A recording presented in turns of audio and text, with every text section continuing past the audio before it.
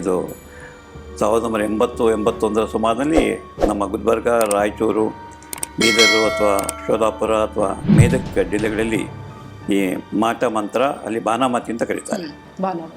ಬಾನಾಮತಿ ಅಂತ ಕರೀತಾರೆ.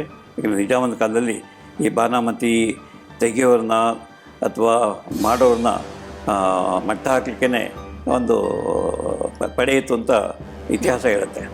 ಎಲ್ಲಿ ಬಾನುಮತಿ ಮಾಡ್ತಾರೆ ಅಲ್ಲಿ ಹೋಗಿ ಅವರು ಅಟ್ಯಾಕ್ ಮಾಡಿ ಆ ವ್ಯಕ್ತಿಗಳನ್ನು ವಶಕ್ಕೆ ತೆಗೆದುಕೊಂಡು ಅವರಿಗೆ ಶಿಕ್ಷೆ ಕೊಡ್ತಕ್ಕಂಥದ್ದು. ಹಾಗೆಯೇ ಬಾನಾಮತಿ ವಿಕ್ಟಿಮ್ಸ್ಗೆ, ಬಾನಾಮತಿಯಿಂದ ಪೀಡಿತರಾಗಿರ್ತಕ್ಕಂಥ ವ್ಯಕ್ತಿಗಳಿಗೆ ಸಹಾಯ ಮಾಡ್ತಕ್ಕಂಥದ್ದು. ಇದು ನಾವು ಹೋಗಿ ಇನ್ವೆಸ್ಟಿಗೇಟ್ ಮಾಡಿದ್ವಿ. ಏನೋ ಮಾಟ ಮಂತ್ರದಿಂದ ಮನೆ ಮೇಲೆ ಕಲ್ಲು ಬೀಳುತ್ತೆ, ಬೂದಿ ಬೀಳುತ್ತೆ, ಇದುವರೆಗೂ ಚೆನ್ನಾಗಿ ಹಾಲು ಕೊಡ್ತಿರ್ತಕ್ಕಂಥ ಹಸು ಈಗ ಹಾಲು ಕೊಡ್ತಾ ಇಲ್ಲ, ಅಥವಾ ಒಳ್ಳೆಯ ಬೆಳೆ ಬರ್ತಕ್ಕಂಥ ಭೂಮಿಯಲ್ಲಿ ಈಗೇನು ಬೆಳೀತಾನೆ ಇಲ್ಲ, ಅಥವಾ ಒಳ್ಳೆಯ ಕಟ್ಟಿನ ಮನೆ ಬಿದ್ದು ಹೋಗಿದೆ, ಅಥವಾ ನೀವು ಹಣ ವಸ್ತುಗಳಲ್ಲಿ ಇದ್ದಲ್ಲೇ ಮಾಯವಾಗಿಬಿಡುತ್ತೆ. ಹಾಗೆ ಅನೇಕ ಕಾಯಿಲೆಗಳು ಬರುತ್ತೆ. ಆ ಕಾಯಿಲೆಗಳನ್ನು ಡಾಕ್ಟ್ರುಗಳು ಗುರುತಿಸೋಕ್ಕಾಗೋದಿಲ್ಲ, ಟ್ರೀಟ್ಮೆಂಟ್ ಕೊಡೋಕ್ಕಾಗೋದಿಲ್ಲ ಅಂತ ಆ ನಂಬಿಕೆ ಬಲವಾಗಿತ್ತು. ಹಾಗೆ ಇದೊಂದು ಲಾರ್ಡ್ ಆರ್ಡರ್ ಪ್ರಾಬ್ಲಮ್ ಆಯಿತು. ಒಂದು ಗುಂಪು ಇನ್ನೊಂದು ಗುಂಪಿನ ಮೇಲೆ ಇವರು ಮಾಟ ಮಾಡ್ತಿದ್ದಾರೆ ಅಂತ ಹೋಗಿ ಫೈಟಿಂಗ್ ಮಾಡ್ತಕ್ಕಂಥದ್ದು.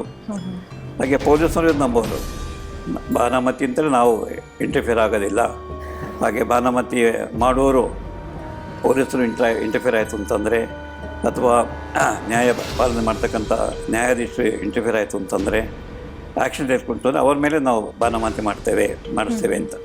ಈ ರೀತಿ ಇನ್ವೆಸ್ಟಿಗೇಷನ್ ಮಾಡಿದಾಗ ಒಂದು ಬಾನಾಮತಿ ಮಾಡುವಂಥ ವ್ಯಕ್ತಿಗಳಿಗೆ ಯಾವುದೇ ವಿಶೇಷ ಶಕ್ತಿ ಇದ್ದದ್ದು ಗಮನಕ್ಕೆ ಬರಲೇ ಇಲ್ಲ, ಪ್ರೂವಾಗಲೇ ಇಲ್ಲ. ಆದರೆ ಈ ನಂಬಿಕೆಯನ್ನು ಬಳಸ್ಕೊಂಡು, ಯಾಕೆಂದರೆ ಅಮಾವಾಸ್ಯೆ ದಿವಸ ಹೋಗಿ ಸ್ಮಶಾನದಲ್ಲಿ 3 ಜನ ಕೂತ್ಕೊಂಡಿದ್ದಾರೆ, ಮಂಡಲ ಬರೆದಿದ್ದಾರೆ, ಪೂಜೆ ಮಾಡ್ತಿದ್ದಾರೆ, ಪ್ರಾಣಿ ಬಲಿ ಕೊಟ್ಟಿದ್ದಾರೆ. ಆಮೇಲೆ ಯಾರ ಮನೇಲಿ ಏನು ಕಷ್ಟ ಆಗಿದೆ ಇವರು ಹೋಗಿ ಹೇಳ್ತಕ್ಕಂಥದ್ದು, ನಿಮ್ಮ ಮನೇಲಿ ಈ ಕಷ್ಟ ಆಗಿದೆ, ಮಗ ಓಡೋಗಿದ್ದಾನೆ, ಮಗಳಿಗಿನ್ನೂ ಮದುವೆ ಆಗಿಲ್ಲ, ಅಥವಾ ನಿಮ್ಮ ತಂದೆಗೆ ಕ್ಷಯರೋಗ ಬಂದಿದೆ, ಇದಕ್ಕೆಲ್ಲ ಕಾರಣ ಬಾನಾಮತಿ ಅಥವಾ ವಿಚ್ಕ್ರಾಫ್ಟ್.